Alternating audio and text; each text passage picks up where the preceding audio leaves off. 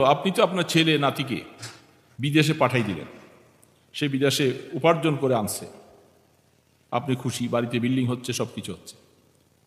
তাকে যে বিবাহ শাদী করাইয়া বিদেশে পাঠাইলেন, সে কতদিন পরে দেশে আসে?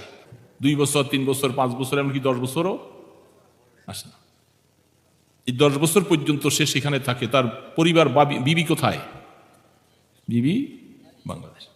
হুজুর যে বলে গেলেন যে মোবাইলের কারণে অনেক সময় অনেকের বউ চলে যায়, আরেকজনের পরকীয় প্রেমে পড়ে পচে যায়, এটা শুধু কেবল মোবাইলের দোষ দিলে চলবে না। আপনার শরীয়তের সাথেই তো আমরা মানতেছি না, শরীয়তের হুকুম পালন করতেছি না। সেটা হলো, শরীয়ত বলতেছে একজন মহিলাকে কমপক্ষে 4 মাস 10 দিন এতটুকু পর্যন্ত তাকে সময় দেওয়া, এর বাহিরে স্বামী তার থেকে দূরে থাকলে তাড়াতাড়ি তাকে স্বামী পাশে নিয়ে আসা। হযরতে ওমরে ফারুক রাদিয়াল্লাহু তাআলা আনহু, তিনি রাত্রে ছদ্মবেশে ঘুরতেন বিভিন্ন জায়গায়।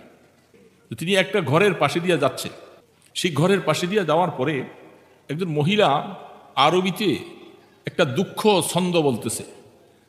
তার স্বামী নাই, মহিলার স্বামী দূরে, এই জন্য মহিলা আক্ষেপে দুঃখে অনেক সময় মনের ব্যথা উজাড় করে বলতেছে। খলিফাতুল মুসলিমিন ওমরে ফারুক রাদিয়াল্লাহু তাআলা আনহু খবর নিলেন যে মহিলাটার স্বামী দূরে আছে অনেকদিন। তখন থেকেই ওমরে ফারুক রাদিয়াল্লাহু তাআলা আনহুর খেলাফতকালে তিনি সৈন্যদের জন্য আইন করে দিলেন, 1 মাস, 2 মাস, 3 মাস, 4 মাসের অধিক কোনো পুরুষ স্ত্রীর থেকে দূরে থাকতে পারবে না। সৈন্যদের জন্য এটা নিষেধ করে দিয়েছে। মহিলা শরীয়তের মাসালা অনুযায়ী আয-যানি ওয়াজ-যানিয়াতু ফাজলিদু কুল্লা ওয়াহিদিন মিয়াতু জালদা। সেখানে এই আয়াতের তাফসীর দেখলে বোঝা যাবে আল্লাহ সুবহানাহু ওয়া তাআলা জেনাকারিনী মহিলার কথা আগে বলছে। জেনাকারিনী মহিলা, জেনাকারী পুরুষ, তো জেনার ব্যাপারে মহিলার কথাটা আগে আনছে। আর চোরের মধ্যে চোরের শাস্তির ব্যাপারে আল্লাহ পাক বলছেন ওয়াস-সারিকু ওয়াস-সারিকাতু, চোর পুরুষ, চোর মহিলা। জেনার ব্যাপারে মহিলার কথা আগে বলছেন কেন? সেখানে বিশাল অনেক কথা আছে।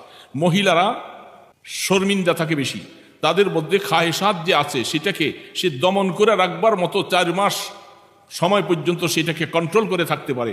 তারপরেও যে মহিলাটা নিজের লজ্জা শরম সব কিছুকে ছেড়ে দিয়া সে জেনার মধ্যে চলে যায়, এই জন্য তাকে শাস্তি আগে দিতে হবে। পুরুষের শরমটা কম মহিলার তুলনায়, সেই হায়া শরমকে ত্যাগ করে যখন সে জেনার মধ্যে চলে গেল, তাহলে তাকে শাস্তিটা আগে দেওয়া দরকার। সে কেন জেনার মধ্যে আগে গেল?